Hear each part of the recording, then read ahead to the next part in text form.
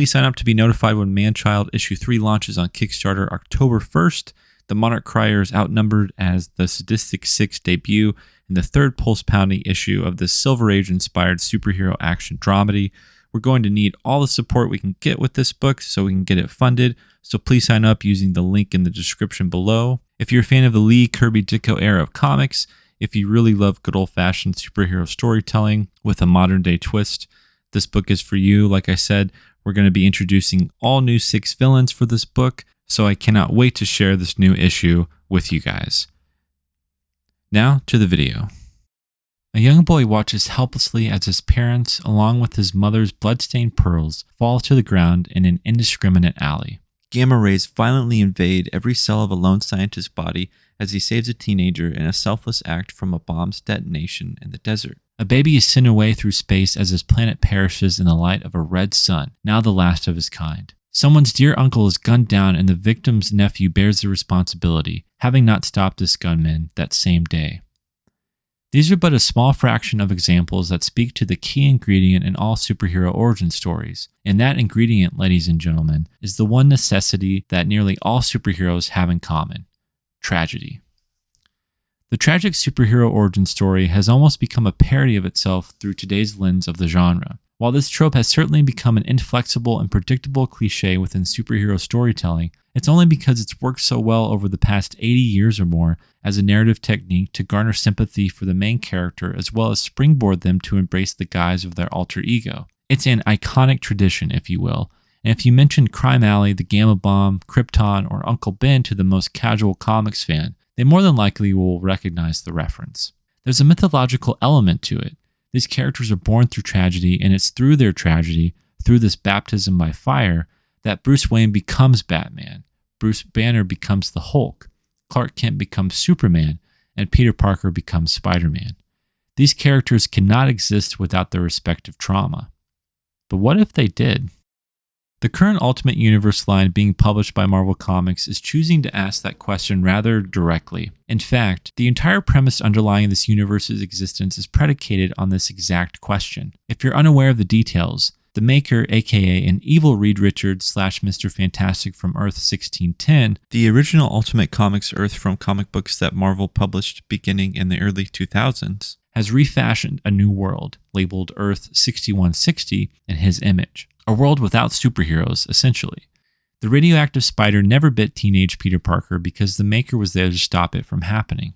As you can imagine, this world is very different than the mainline Earth 616 world comics readers are acquainted with. In the little we've gathered in the past 7 months of publication, heroes are not forged in this universe involuntarily, but voluntarily. Fire doesn't find the heroes of this Earth. No, they seek it out. It's because of this newly laid out hypothesis of what can fundamentally constitute being a superhero and the ongoing conversation the universe is having with the reader due to their prior knowledge of these characters that has led me to re-examine the place of tragedy in the life of superpowered vigilantes. What's more, I would go so far as to suggest that writer Jonathan Hickman and company are doing is showing how the heroes of this newborn Ultimate Universe are acting as an idealized reflection of what the 616 universe has lost in its heroes, and that these heroes are more heroic than their 616 counterparts, not because of what they do, but why they do it in the first place. At the conclusion of Ultimate Invasion number 4, Howard Stark leaves behind a letter for his son Anthony. In it, he writes, "If this has found its way to you, then I am gone, and I have left you a world that is no place for the innocent. But only innocent eyes can see it for what it could be. Remember, Anthony, it's never too late to change the world around you. You just have to fight, and you have to win." In the pages of Ultimate Spider-Man number 1, Anthony Stark appears in a hologram to a middle-aged Peter Parker, now a husband and father, with a gift. This gift is the radioactive spider that should have bitten Peter all those years ago. Anthony tells Peter, "I am repeating this with others like you, and in 6 months, if I've done this correctly, I will exit this room to find an Earth that has regained its heroes. You were supposed to have a different life, Peter Parker. You were supposed to protect the innocent, save lives, and inspire citizens of this world to be their best selves. And instead, all of that was taken from you. These people stole your future. These people robbed you of your destiny. The question is, do you want it back?" Earlier in this issue, Peter seeks advice from his alive and well Uncle Ben expressing this gnawing hole he feels inside himself, telling his Uncle Ben that for the longest time he thought something was wrong with his life, that something was wrong with him. Peter can't explain it and he doesn't know what to do about it. Uncle Ben asks Peter, "You ever heard the saying, inaction is action?" Well, that's just a garbage way of saying don't spend your life waiting for something to happen. Make it happen. If you're walking around half asleep, anesthetized by your own life, then wake up. Peter's wife, Mary Jane, tells Peter, "You've been walking around for years with this cloud hanging over you. You put a good face on it, but you're not satisfied with who you are." Mary Jane then ends the heartfelt conversation with the classic line we all know and love, telling Peter to go get him, Tiger. The issue culminates with Peter choosing to let the radioactive spider bite him. During a conversation with Harry Osborn in Ultimate Spider-Man number 5, Peter tells Harry that Tony Stark appeared to him. "He said I was supposed to be a hero, and as soon as he said it, I knew it, in my bones." They pledged to take on Wilson Fisk together because that's what heroes do. Peter Parker becomes Spider-Man not because he has to, but because he wants to. The only tragedy present in this origin story was a brewing existential crisis. Another clear instance of a character choosing to become a hero in spite of any tragedy befalling them is Hank Pym, aka Giant Man/Ant-Man. As seen in Ultimates number 1 by Denise Camp and Juan Fergiri, Hank tells Captain America that he's read the files about who he used to be and what we know as the 616 Marvel Comics universe. "In that reality, I'm a mess," Hank Pym says. "A failure. Hero, villain, good, bad, or mad. I can't seem to make up my mind.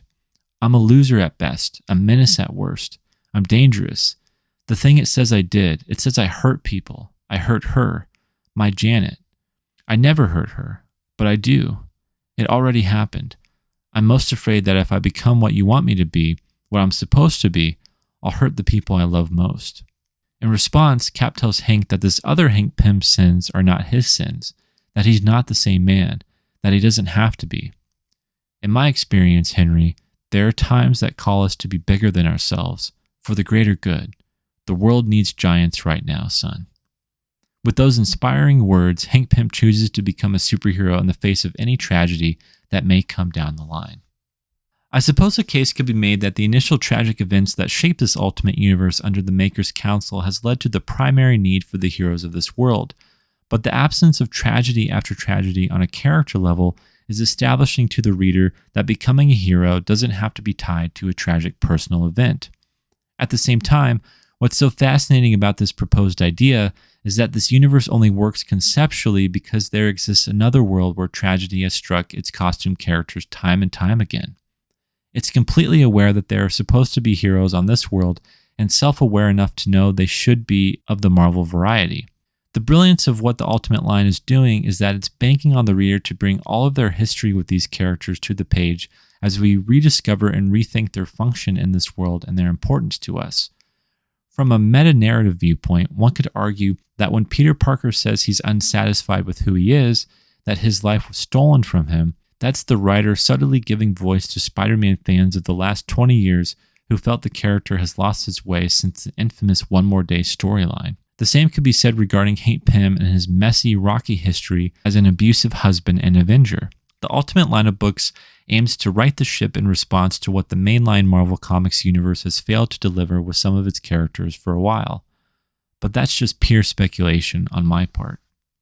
The jury is still out on whether or not the revamped Ultimate Comics line is a successful experiment and whether or not tragedy will strike the heroes of Earth 6160 in any definitive way. What it has succeeded in is providing a playground of untapped potential for every man or woman who decide that they were always meant for something greater, that there's a better version of themselves out there just waiting to be freed. They don't need one of their loved ones to die or wait for radioactive rays or toxic chemicals to awaken something within them because that something has been there all along. Many of us may never have a monumental tragedy strike, causing a tectonic shift in how we approach the rest of our lives. Yet, many of us are familiar with that distressing sense of emptiness inside, nagging us to realize that maybe we're not living up to who we've always wanted to be. Therefore, the message of the Ultimate Comics line can be more universally applied. It's true that perhaps Peter Parker will always need his Uncle Ben to die to become Spider-Man, But it's also true that you and I can become a hero of our own choosing of any degree, big or small, large or tall, because anything less would be a denial of our best selves.